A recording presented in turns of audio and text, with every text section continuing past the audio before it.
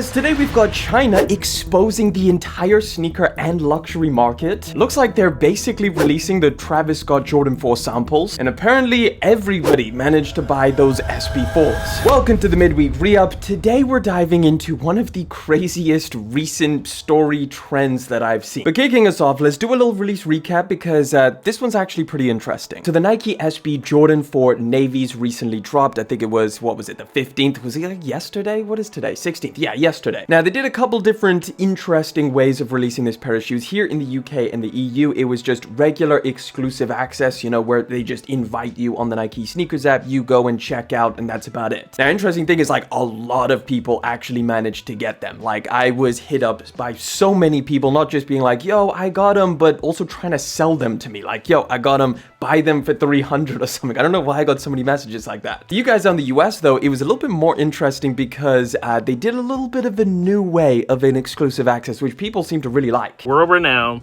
skater Eric Costin received it and put it in his story. Click that link in his story. It automatically took you to a portal that flew you around to the sneakers app where you had access to buy, and it was via that link invite. From that link invite, you had to stroll down the page and you'll see a blurry subject being there, and you had to scratch it out, which will reveal the Navy SB4s. And from that point, it took you to an access portal and you got exclusive access. There you have it. That's basically the rundown. It does sound like a little bit of a mission when he's laying it out because it seems like there's so many steps, but I do kind of like the way that Nike is moving recently with some of these releases. I think the best one that I've seen had to be the Air Max 1 Low Poly, like the adventure one where you actually had to play a game in order to purchase the pair of shoes. It just adds something a little bit fun. Either way, let me know down in the comment section if you managed to get a pair of these things because they seemed like everybody did. Like there was just a ton of pairs. Now, another sneaker that also dropped the same day was the Amaminya Air Jordan 3 For The Love. These just had the regular release, no crazy exclusive access or anything like that. These were a lot more limited, I believe. Like, I tried to go for them, took an L, didn't see too many people. Like, most people were talking about the SB4s. Let me know if you grabbed these. But getting into the latest news and the upcoming stuff, starting off with the drop that's happening April the 18th, we got the Action Bronson New Balance 990 V6 Amazonia. I feel like they keep on changing the name. I don't know. I feel like these already released. Maybe I was wrong. Maybe it was the other colorway that dropped. Either way, if you like this one, this is the pink, the brown, and I'm not going to name all of the colors because Action Bronson shoes are just always so colorful. So these are going to be dropping first through Action Bronson's website, which is this one over here, Specializing Life, I think. Specializing in Life. I don't know why that was so difficult. That drop is happening on April 18th, and then there should be another New Balance release on newbalance.com, maybe some other retailers as well, later down the line, probably at the end of this month. Seems like every week we're getting a little new update or a new tease from Justin Bieber and his new brand that's going to be dropping relatively soon. We're seeing more and more about it. We've seen a bunch of teases of basically like the clothing, some of these like these slides. I think we also saw the super chunky ones. It's called Skylark, and now we know some sneakers that are going to be dropping. These are the latest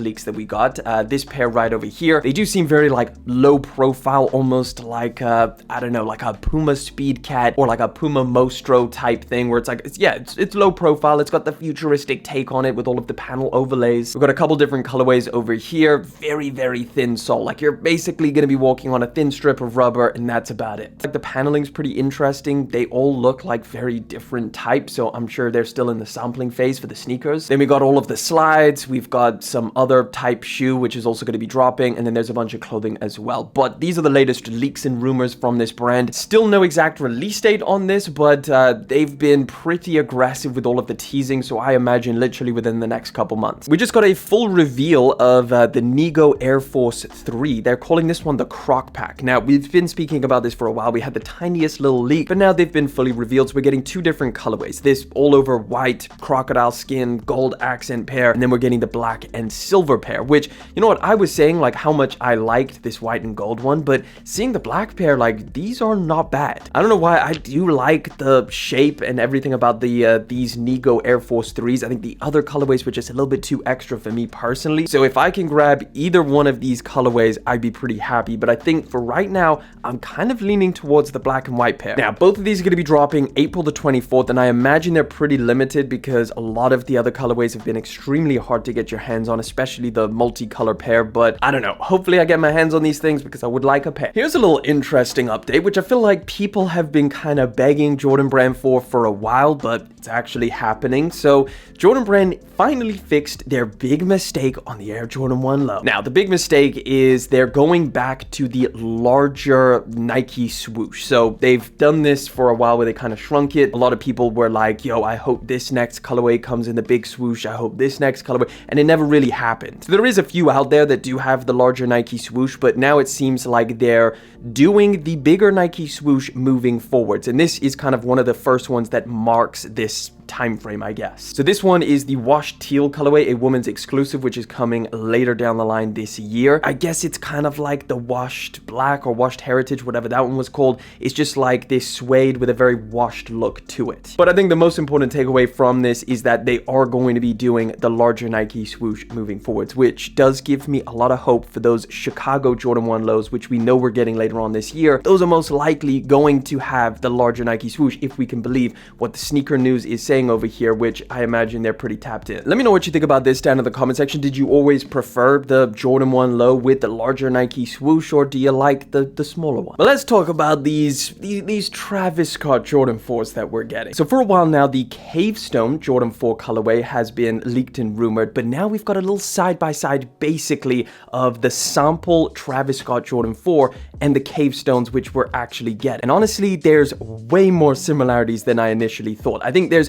quite a few different versions of the Travis Scott Jordan 4 samples that were going around. There's like the purple one, there's a few different brown ones, but this one that they're side by side is very, very similar. And now you can really see the inspiration that Jordan Brand was going for by releasing this pair of shoes. So this right here is the Cavestone. We got some on-foot shots of these. They're going to be dropping, I believe, September this year. A lot of people were just immediately excited about them just for the sheer fact that it's a brown Jordan 4. But now that you can see the correlation to the Travis Scott samples, yeah, even more people are excited. Just take a look at these two shots here, where you can see like this is the Travis Scott version. I think the biggest difference is the fact that it has the black strap, and then the tongue tag is also a little bit of a different color. The strap is black, whereas on the Cavestones it's brown. But over here the meshing is black, same thing up here. The colors are very similar, like literally it's like this washed lighter brown color, just very small differences between the two. So this is what a lot of people have been going crazy about, because these Travis Scott samples are like impossible to find. There's like a handful of them that exist on the planet. I mean, just the fact that this Cavestone Jordan 4 has the Nike Air branding on the back is pretty weird, because like, you know, Jordan Brand typically reserve that for OG colorways. Like you would find it on, you know, the Bread retros, the military blue retros of original colorways. But when they make a new colorway, that's when they usually slap the Jumpman on it. So this being a new colorway and then still having the Nike Air branding is pretty different. Either way, it does look like we have an exact release date for these. So September the 6th, apparently, for $215 retail. Let me know what you think about this. And are you going to be going for these Cavestones? Does this little side-by-side entice you a little bit more? Let me know down in the comments. But let's dive into this. This is something I've been waiting to talk to you guys about for the past 2 or 3 days. So I think since like the weekend, I'm sure you guys have been experiencing what everybody else is experiencing, which is if you go on TikTok, you'll see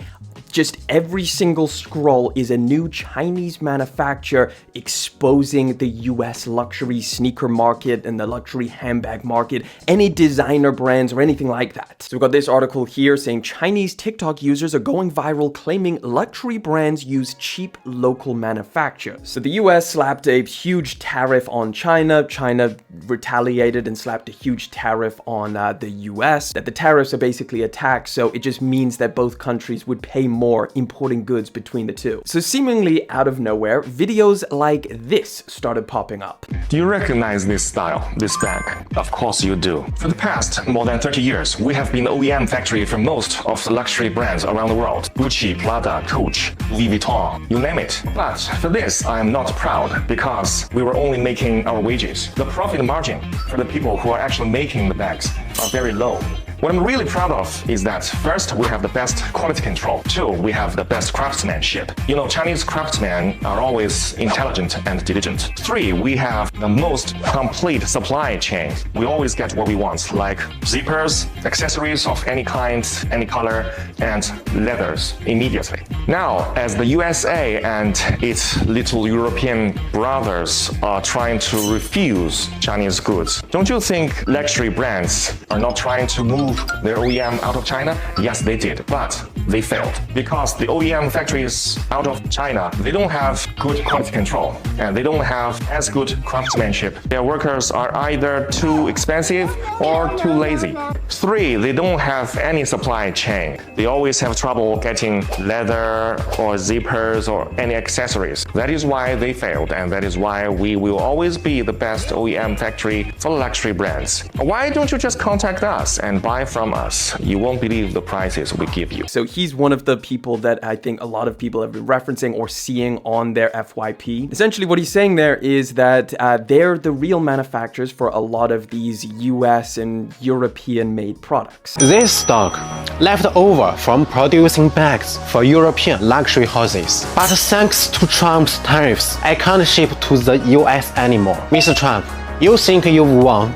Think again. I'll slash prices and expose the scam. For decades, the West called made in China cheap, while we quietly crafted their $20K made in Italy fantasies. If Chinese quality was trash, would Hermes, Chanel, Gucci beg us to make their bags? We earned crumbs, they banked millions. Truth bomb, our stitching is tighter than millions. Our leatherwork outclasses Chinese. Our workers more skilled, less ego. Why hate us?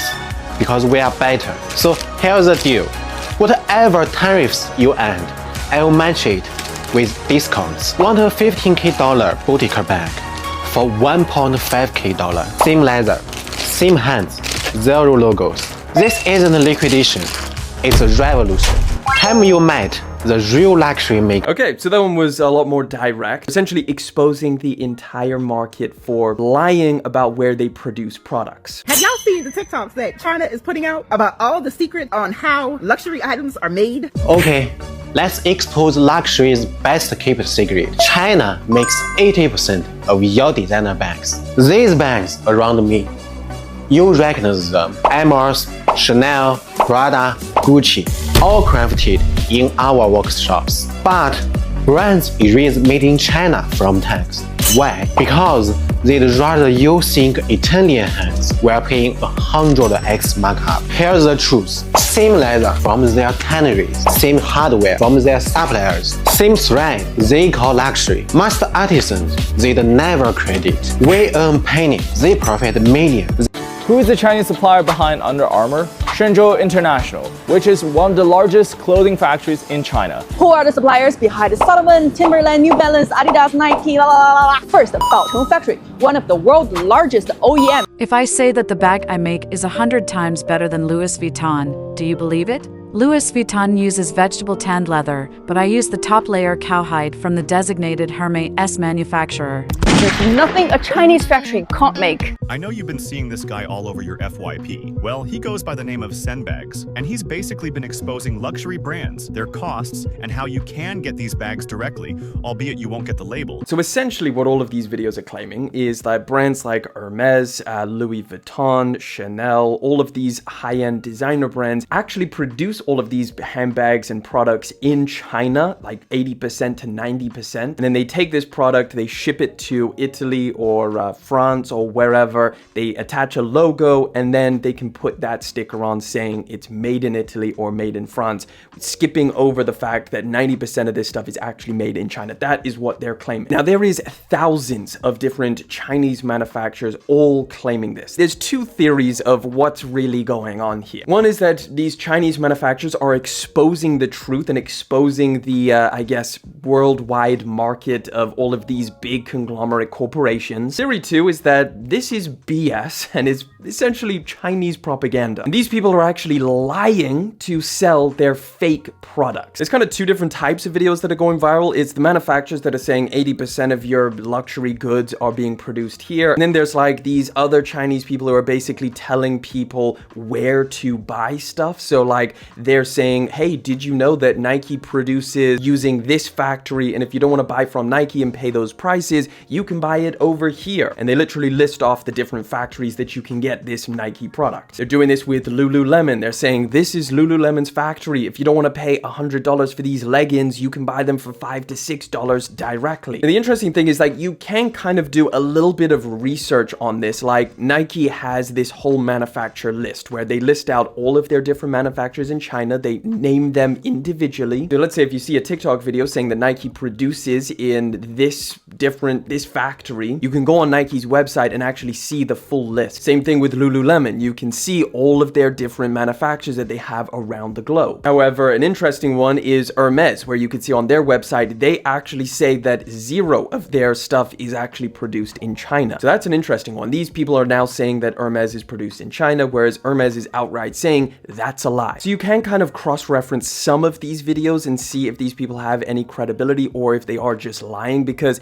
at the moment I haven't seen any proof. Like these people who are saying that they're producing for Hermes or Louis Vuitton, they're not providing any proof. They are just saying that. Now the thing is that there is a real gray area here. I mean, we all know that there are stuff like UAs where we know that like sneakers generally, I think a lot of us are kind of up to date on that, where you can get very, very close fakes to the original. And that's because a lot of these brands that we know, like Nike, Jordan, Adidas, New Balance, like they do produce a lot of stuff in China. These factories are able to replicate these products very, very well. So to kind of figure out if all of this was true, the first thing I did was to figure out if it's actually possible for a company or a brand to do what these people are saying that they're doing, where they make 80% of a product in China, ship it over, do some finishing touches in Italy, and then are able to claim that this is actually made in Italy. Different countries have different rules on this. It seems like the US is the strictest when it comes to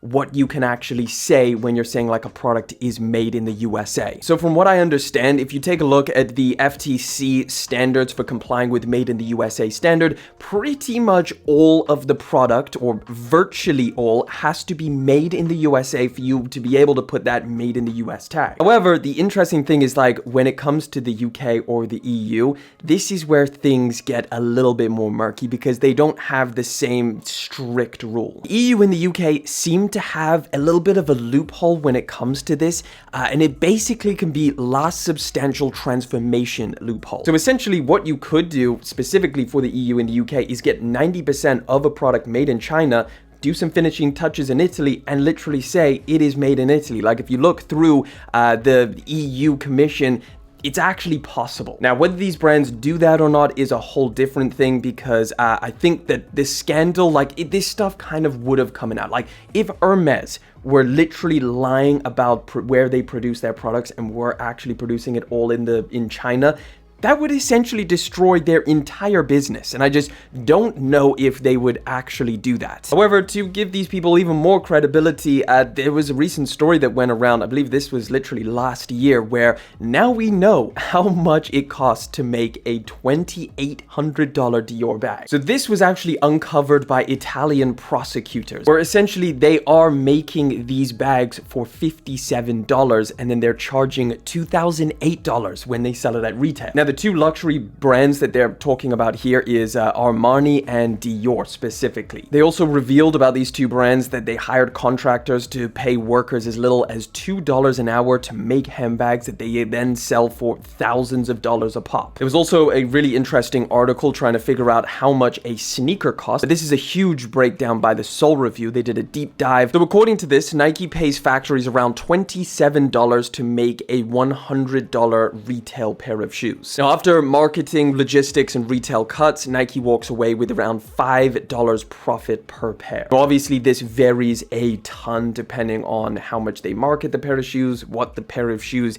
is actually made of, whether it's like leather or if it's like a running pair of shoes. Now, that's most of the credibility out of the way. A lot of the videos that you're seeing on TikTok are completely fake. They are lying to you, and it is BS marketing for a lot of these replica manufacturers to sell you their fake products. Some of this also just kind of seems like Chinese propaganda, like this same guy. China has a history of 5,000 years, which means for the past 5,000 years, China has been always a more or less united, vast nation and vast land.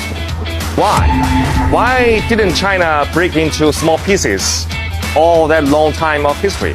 I think the most important factor is that in Chinese culture, we treasure trust the most. And also the same to us. When we make bags, we only use the best materials for our bags. That's crazy. Like, that seems like a crazy transition. It seems a little bit propagandized. A lot of these people that you're seeing basically agreeing with everything that's happening and basically just saying that China is telling the truth and China is exposing all of the luxury brands. A lot of those people are also like sellers on TikTok who are like flogging a lot of the TikTok shop stuff, which is a lot of like rip-off cheap products from China. So they're kind of incentivized to go along with this and sell you on a bunch of crap. So this has been kind of going back and forth for a while. You basically have some people calling it all BS, some people saying that it's all true and you should start buying your stuff from China, and then creating lists to try and help people buy stuff from China. So in my opinion, I think the truth of all of this lies a little bit more in the middle. And I think essentially if you were someone who saw all of this going down and maybe you were tempted by some of this stuff, you wanted to buy those